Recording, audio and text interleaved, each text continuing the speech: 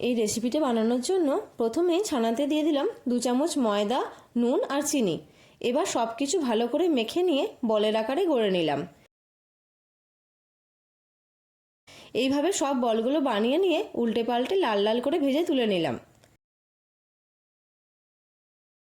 এবার একটা মিক্সিং জারে টমেটো, কাঁচা লঙ্কা, তিল, কিছু চিনেবাদাম আর অল্প কাজু বাদাম দিয়ে একটা পেস্ট বানিয়ে নিলাম।